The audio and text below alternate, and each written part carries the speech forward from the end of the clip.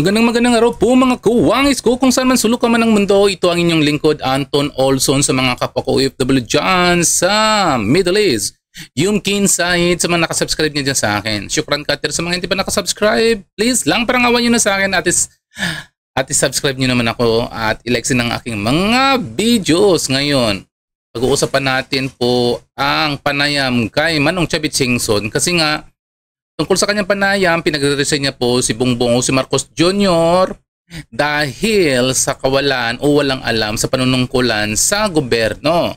Kasi ang sabi niya, ito kung nangyari sa ibang bansa, ang iba nagpapakamatay, ang iba nagbibigti dahil sa nangyayari na katiwalian sa kanilang bansa, pero ito sa atin, sa Pilipinas ay pakapala ng mukha. Kaya ang sabi niya, mag-resign si Bongbong Marcos. Kasi nga kung malalaman niyo kamakailan lang sa nagdaang mga buwan, di ba, nagsalita siya nung nagpa-interview rin si Manong Chavit na isa siya sa nagpanalo kay Bongbong Marcos kasi unang-una kinausap niya yung mga kalapit radio na malakas po ang kanyang pangalan doon at pinapagamit niya pa yung kanyang mga sasakyang panghimpapawi kagaya ng mga chopper.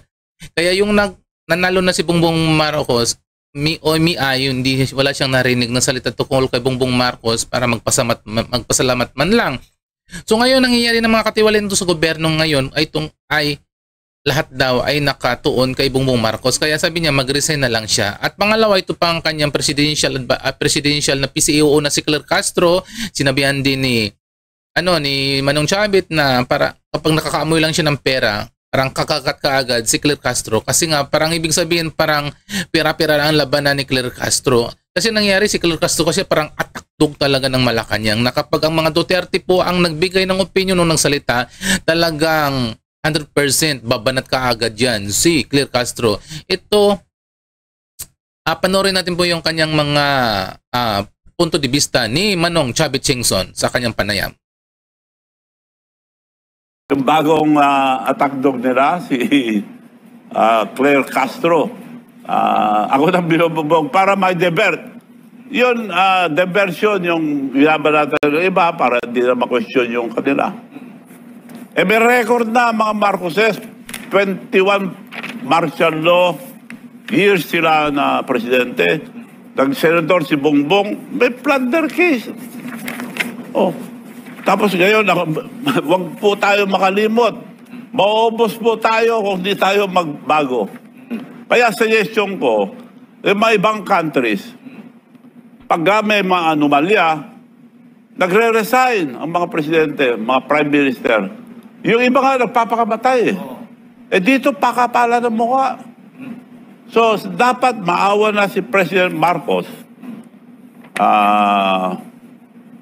mag-resign. And the military, gusto ko lang sa ikot, the military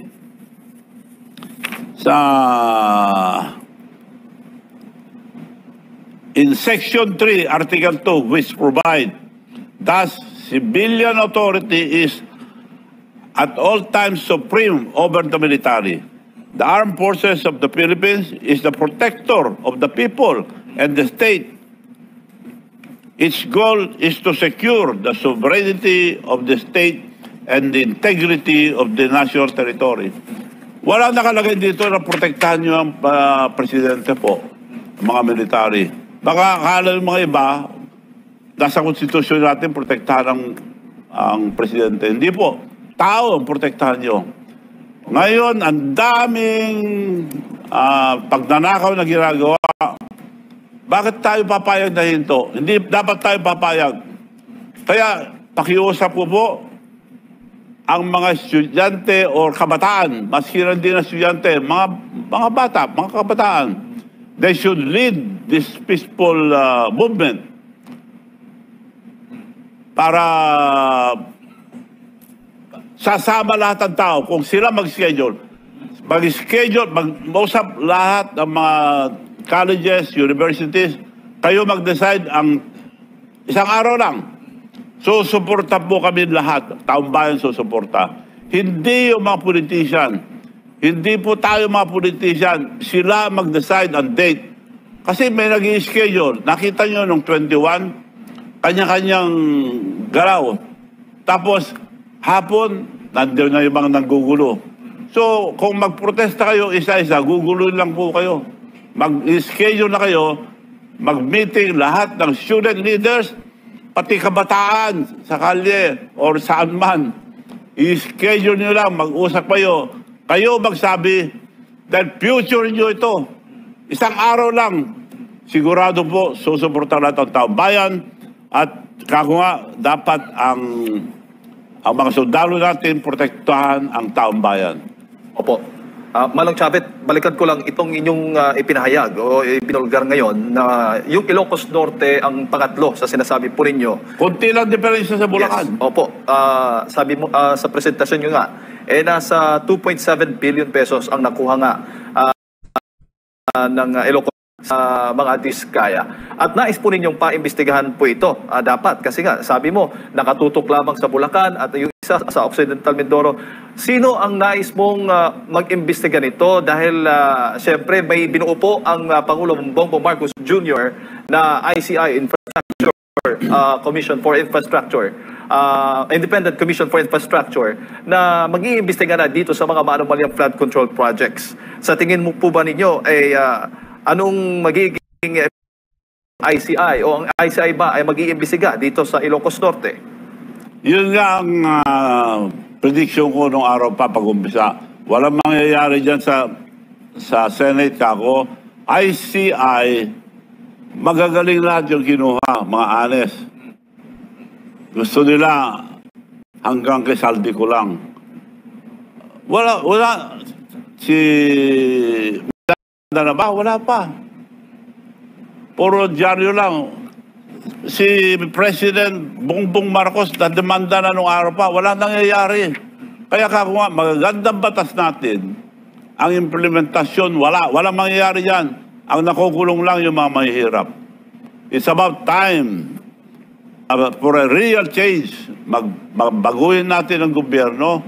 Kaya yung ginawa ni President Cory noon, na revolutionary government supported by the military, tapos mag-usap-usap lahat. Ngayon, nag-resign na si Mayor Magalong dahil balita ko, iba yata. hindi na sila napupunta sa Ilocos Norte. So, wala na mangyayari dyan kung hindi nila imbestigahan muna ang Ilocos Norte. Opo. Yung sino naglabas dyan? President. Tingnan muna natin yung probinsya niya. Paimbestigahan yung mga iba. Bakit nililinis nila? Sino ngayon ang binubugbog nila? Ako binubugbog nila para lang magkaroon ng ibang issue, para lang may divert ang issue sa flood control. Ngayon, hinto. O ayan mga kawangis ko, isasamaris na lang natin kasi kung totoo napakahaba pa kasi ang interview kay Manong Chavit o ang kanyang mga punto de vista dyan sa interview sa kanya. Ang gusto niyang isabihin, kahit daw si Mayor Magalong ng Baguio City ay nag-resign din kasi hindi na nagugustuhan ang nangyayari investigation sa ICI, sa tinatawag na Investigation Commission sa IMPRA. Pero hindi nagugustuhan kaya nag-resign kasi nakikita niya parang wala rin itang mangyayari sa investigation na dyan.